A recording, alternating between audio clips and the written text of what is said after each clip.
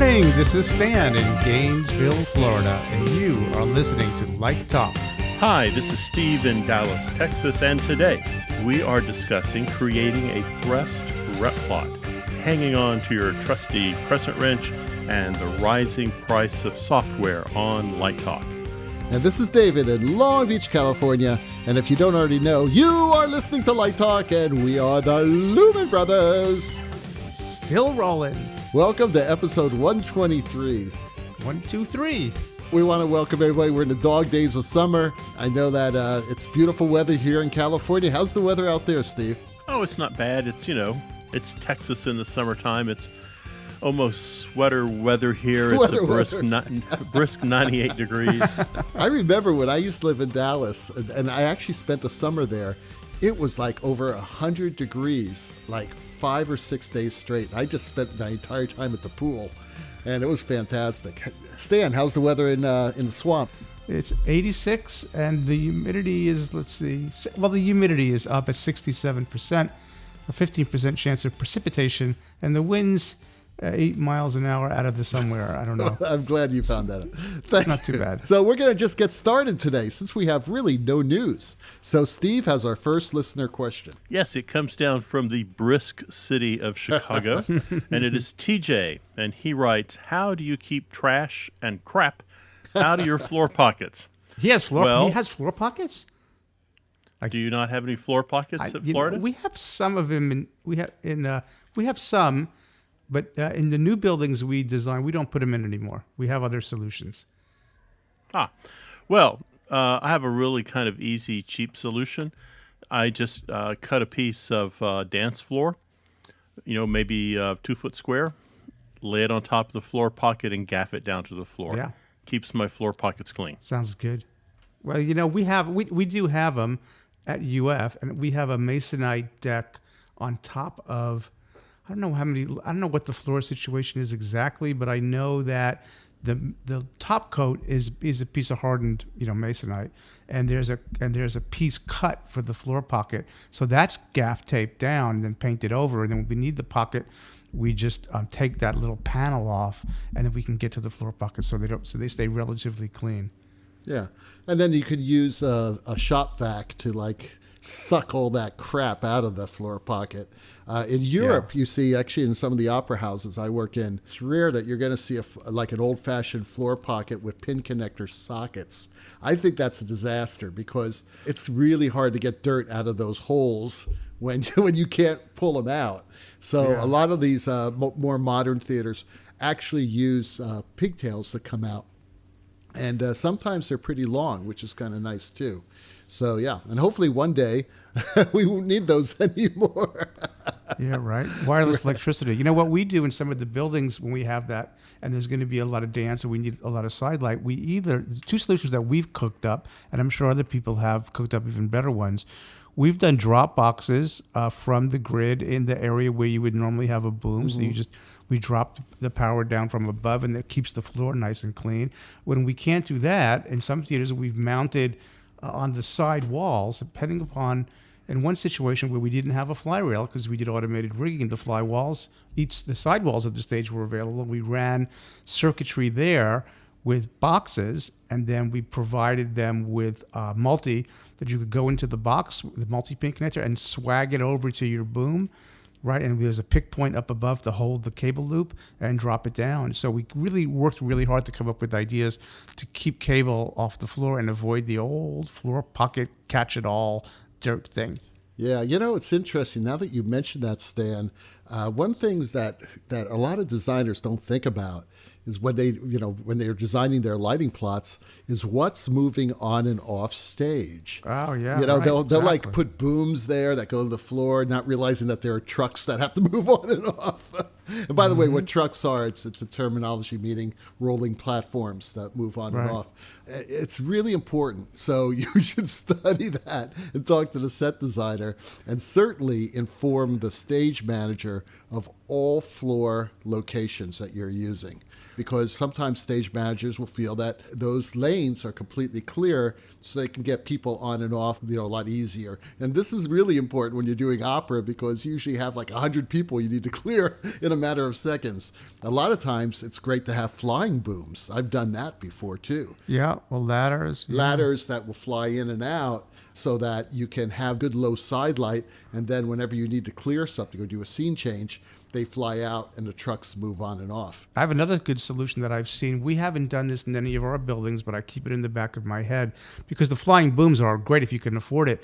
But some people are doing cable trays around the perimeter of the stage. And even if you had a fly system, a manual system, you could just come on stage of the ropes. And basically you get a U-shaped hanging trough above head height, and you can run your cables from anywhere around the stage you want and drop them where you need them.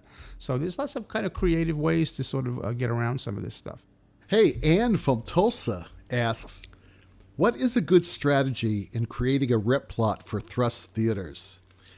Yeah, well, first let's talk a little bit about rep plots, because the basics of designing a rep plot is really not that much different for thrust, arena, stadium, or proscenium theaters. I'm just talking about the basics, and then Stan and Steve will expand upon this. First, it all depends on how many shows the plot must support and what the show's needs are. You really need to closely study those shows. If the shows have different designers, make sure you speak to all the designers to find out what their needs are. Remember, you and the other designers may have to compromise to make it all possible. Matter of fact, compromise really is the key. Now, the type of equipment that you have also makes a difference. Like my rep plot at Central City has 28 moving lights in it. Now, for a stage that is only 25 feet wide and 35 feet deep, that's a lot of movers. So that leaves much more flexibility for the plot. So Steve, tell us a little bit about the advantages of using movers in a rep plot.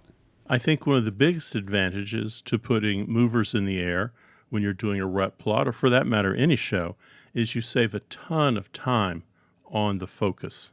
You save a ton of time on the load in. You're probably using less lights.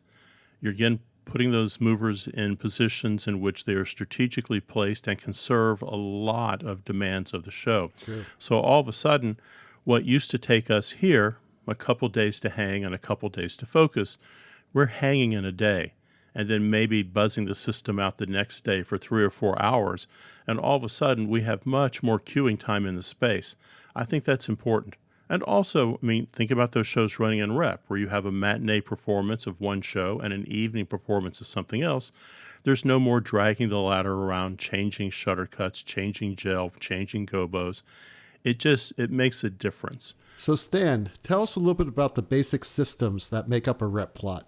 Okay, so basic systems in a rep for a thrust would, not like David said, not all that different from proscenium. You need top lights, you need what would be considered back for one angle but might be side for another. You need some sculpted things. You need some high side light. Maybe you need low side light depending upon what your masking arrangement is. But it's really all not that different, other than to be conscious of focusing on the edges to not put the light in the audience's eyes. And Ann talked about this a couple of weeks ago about you just cut off to someone's lap in the first row, and you do the best you can with that. I think there's one system that you left out, and especially in thrust and arena, and those are diagonals, because what's really important in thrust and arena is to have directional light that's following the VOMs, that are in the same direction of the VOMs. And you have light coming from the inside out and from the outside in.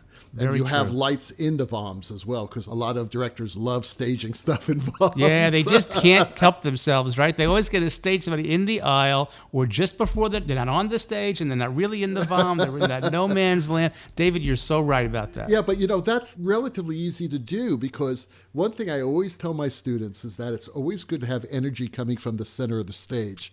Yes, you could sort of do it in proscenium, but it's much more two-dimensional. We were talking about this the other week. But in thrust and arena, because you're on the 4 sides, in arena, 3 sides, and thrust, you see this diagonal coming from the VOMs going through. So it's always good to have some sort of wash that's coming from center out, and then something that's coming through the VOMs from the VOM direction. For instance, if someone's standing center stage talking to somebody who's basically in, as Stan says, no man's land, which is just off the stage and maybe standing right in the VOM, there's a Lico or something that's shooting from the center of the stage out. So that, Good point. So that when what you're basically seeing as an audience member is light hitting that person's face because they're facing the person center stage. So good directors in thrust are working a lot on diagonals. So you've got this connection of energy happening between these two actors. So I would add that to Stan's very good list of systems. You know, one of the things we need to talk about is if the rep plot is meant to serve as a plot for several shows in rotating rep or one after the other. Yep. So there you go. There's a couple different types of rep plots. The first is a rotating rep in which 2 or 3 shows are running on alternate days or even changing between matinee and evening performances. For example, in Mexico City at Bellas Artes, it's not unusual to have a dance performance for a matinee and then a changeover to an opera that evening. So you could have, a rotating rep as we run here at the university in which we open 3 shows, and those shows change daily and run for about 2.5 weeks. So we're flipping show to show between matinee and evening performance. No time really, so the rep plot has to be able to move fast. There might be a color change, but usually we don't have time for that. The second type of rep plot you might see in summer stock, where a theater opens a show, runs it, and then closes that show and only has, say, 48 to 72 hours to turn around into a new production. So again, you've got a little bit more time, you can refocus everything, but you're probably not taking stuff down and putting it up in the air. In both of these examples, as you said, you need a solid system, a solid plot that's carefully focused, and a few specials that change show to show. So now that we've talked about the plot and the systems, let's talk a little bit about focusing techniques. Stan, you have a particular challenge at your theater. We have a square black box, and sometimes it's in end stage, sometimes it's in a proscenium style, sometimes it's in arena, sometimes it's in 3/4. Mm-hmm. We've even done things on the diagonal where the audience rises were like on a V. You know, we've done everything you can possibly think of, and the positions are relatively good. But one thing we struggle with is the edges and the eyes. Yep. I was trying to figure out. We've tried different solutions: soft lights, open lights, profiles with the shutter cut, extra wide lenses. And when sometimes we get it right, but we really have to tinker a lot to get good fill in our space. One thing that I do is, like, if you have, let's say you've got 9 acting areas and you're going 3, 3, and 3. For the near acting area, you can get away with a low side light because you can cut it. You still hit that area and cut it so that you're basically in the spill aisle. That's the area between the stage and the audience. We call it the spill aisle. Hopefully you have black carpet there. Actually, that's really our problem. Is sometimes that actor is literally like 2 feet, 3 feet from the first audience member. But I'll tell you how to solve that. I'm talking just about area 1, or A, which is the near shot. So you get low there. Then for area 2 or B, you go a little higher. Again, you just figure out in your section. So maybe that's at a 45 degree. Maybe the first one's at a 30 degree. Area B is at like a 45 degree. And then area C, which is the far shot, is a little higher, 50 degree. So you bury that into the audience's lap. Yeah, So yes, yeah, it does, the angle will change, but you have no other choice, really, unless you design a light that goes 20 feet and stops, which I'm waiting for personally. Bobby Lee in Atlanta says, settle this argument. What's the best way to secure your C-wrench? Well, this might be a short answer, and I may be an old guy, but I still think that old, if you can still find them, I guess, the old telephone coil, unless somebody's come up with some slick, new, fancy 21st century method, that coil seems to work. And I have a story to go along with that. I have a friend who was on one of those trestle ladders one time, and he was up on the top of it. You know how we used to swing our legs over. An A-frame, right? An A-frame. Yeah, the A-frame, right? And somehow, I don't know what happened. He was holding on to the pipe, and the ladder rolled away from him. It was on wheels, and nobody was down there watching. How Right? not to do this? Like so somehow he had to grab the electric, and he's hanging on the electric, right? And so I think the trestle broke or something. So the technicians saw the problem, so they're running to the garage. It's like Somerset to get another ladder. In the meantime, all the actors are standing under him, screaming, "Oh my God! Oh my God!" They're having a panic. So the technicians are trying to get through the crowd to get the ladder under him again, and they weren't paying attention. So he took his C-wrench, which was on the coil, and he's, in one hand wrapped around the electric, and the other hand the C-wrench out of his pocket, and said, "Heads up!" And he dropped the C-wrench, and they all scattered. Right? Of course, it bounced back up on the coil, and then the technicians got in and rolled in the new ladder to get him safely down. I wasn't there to witness it, but it's a great image. So I don't know if are there better ways these days than a piece of coiled cable and a dog bone? I mean, I still got mine. Well, thank God it is the 21st century, and Stan has made my point for me. Okay. No, don't stick it on a telephone extension cord because, good God, there are lanyards commercially made that are available. I also like, for me, because I don't need a wrench that much, I just throw a wrist lanyard around my C-wrench because I'm not up on a ladder anymore. But if I'm on a ladder, it's on my wrist and not going anywhere. The problem I see with those kind of old-fashioned telephone cords is, yes, it falls, hits somebody, and bounces back into your hand, or it just gets caught in your foot while you're trying to climb the ladder. So I think there's commercially made lanyards that I would go with if I were going to do this. I want to know how this guy was holding onto the pipe with one hand and was strong enough to pull his wrench out. All right. Well, I'm gonna call the name out. Sounds like a story to me. I'm gonna call the name out because he's a listener. Okay. And we'll see if he can either debunk the story. Maybe I have dramatized it and embellished it over the years, and maybe it wasn't really true. And we'll see So this was my friend Jay Herzog, who was doing this at the Candlewood Playhouse, he told me, back in the 1980s. So Jay, you'll have to get on and tell everybody whether I'm telling the story accurately or not. Because I need proof. I need proof. Because maybe he was strong. He may not remember it accurately either. Maybe he was strong. I don't know. He may have been very strong. Well, he is strong. Oh, okay. He was then. I don't know about now. And he's a damn good-looking man, too. That's right. Bobby. An uncommonly good-looking man. Good-looking guy. Like, it's got that James Taylor thing going on. Oh, boy. If I could look like James Taylor.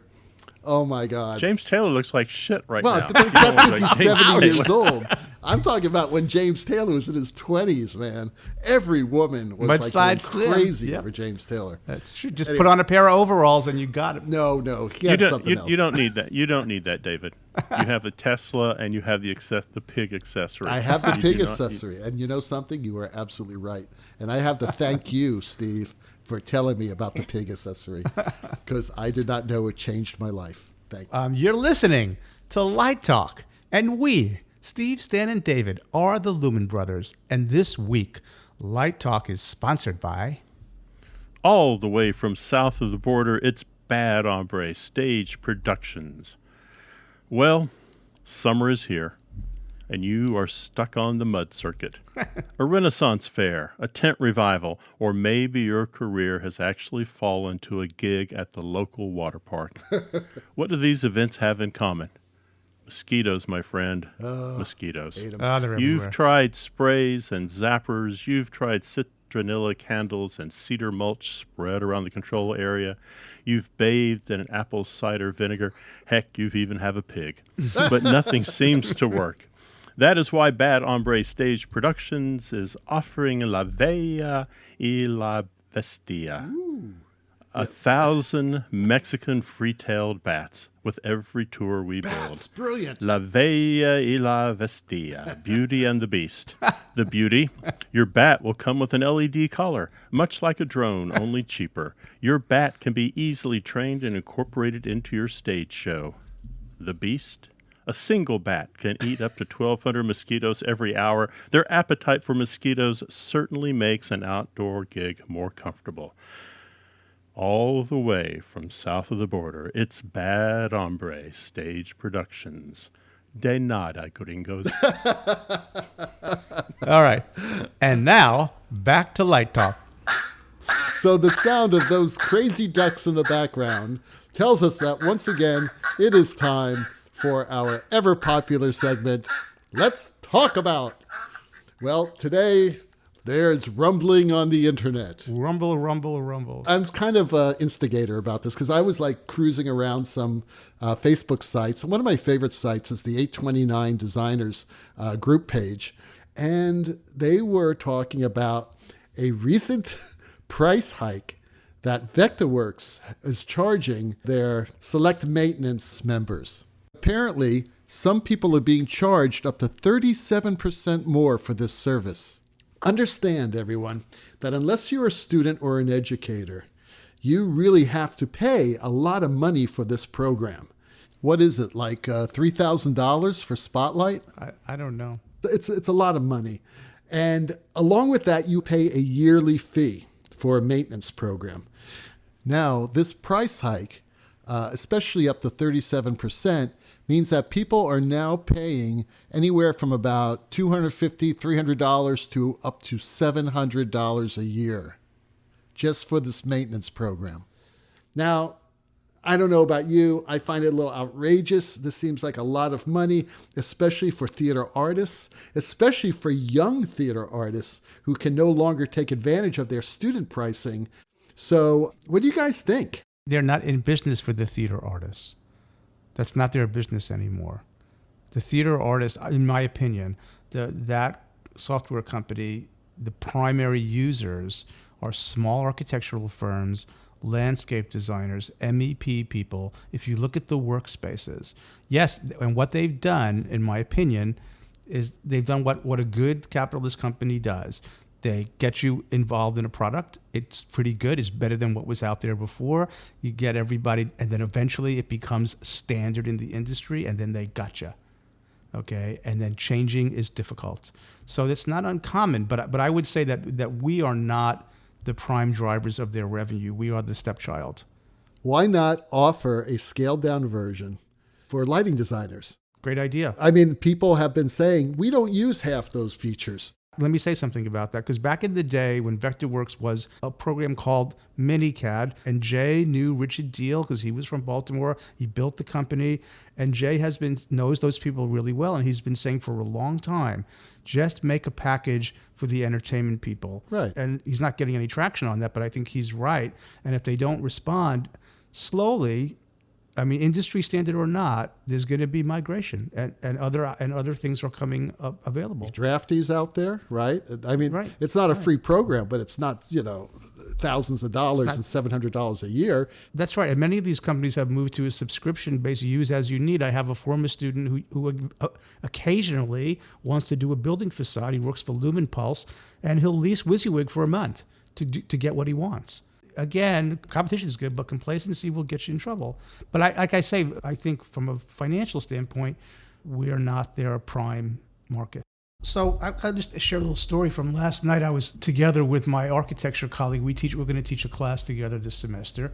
And what software were we going to use? And we've used AGI 32, which is the standard in the US for architectural lighting. And then I've used Dialux, which comes from Europe, which is free for the most part. And he mentioned this thing called Lumini or Lumino, and it's a render engine, right? But it will work with any DWG CAD thing. And I watched the videos and I went, holy crap, this is beautiful.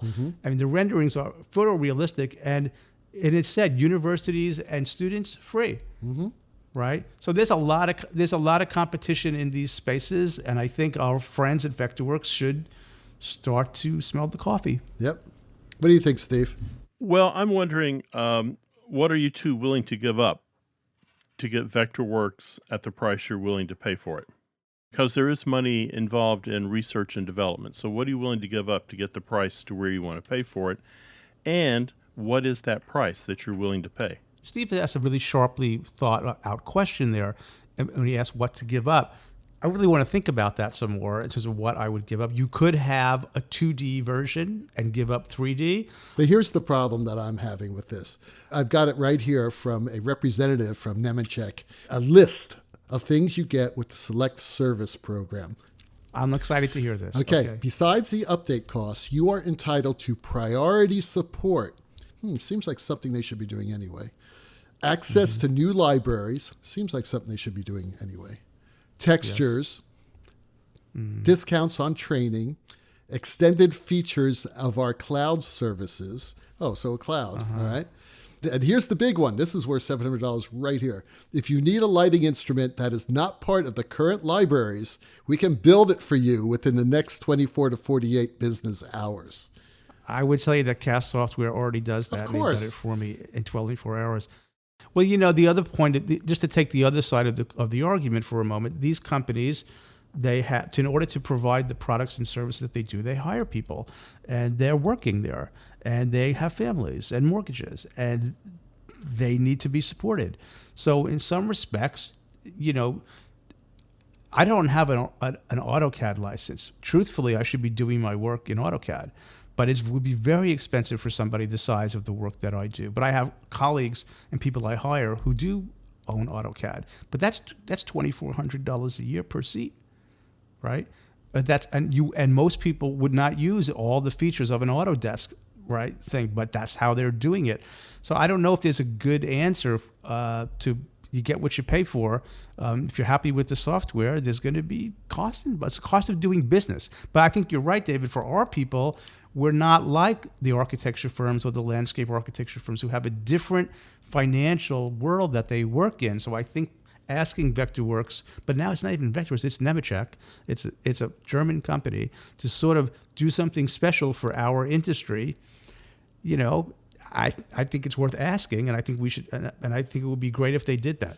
But let me say this: what that reminds me of when I bring my old classic Mercedes-Benz in to be fixed, and they say, "Well, do you want the basic service? How much is that?" That's $375. What do I get for that? Listen to this list. We'll check the pressure in the tires. We'll check the window washer fluid. We'll check the brake fluid. We'll do all these things that require no I can do that. How much is just the oil change? Well, that's $180. So for another 200 and something bucks, you're going to check the air and wash the car? You mean the things that full service stations used to do for free? Yeah. Right, exactly right. And why is it $180 to change the oil in your car? Exactly. It's Mercedes, because I'm making that up. I'm making up that number, but it's not. But it's certainly a lot more than Jiffy Lube. Okay, and you sort of, I don't take it there anymore. And they're not honest. But the point I'm making is like you bundle this stuff that people don't really need. Like I think most of the stuff that you listed, David, wouldn't really enhance my. I don't know. I'm not doing that much. Would it enhance your work? No, the things I listed needs to be part of the original price. I mean, support? You're charging for support? Well, it's just a layer. You call up and you get on they put you on the long hold line versus the we answer immediately kind of thing. Or we'll spend 20 minutes with you instead of only 5 minutes with you. I also like that part, priority service. Yeah. So that means they're talking to me. I've got a real problem. David Jacques, who calls up, has priority service. They just hang up the phone on me. Right. That's right. We've only got so much time left in the day, and David paid $700. You would think that these companies would look at Apple and learn something. Okay, you can have Apple Care. Okay, which is it's worth the money. But when I call up now, I called up the other day because of something with my routers, whatever, and they just I own 7 Apple devices. They take care of me. I'm just a regular customer.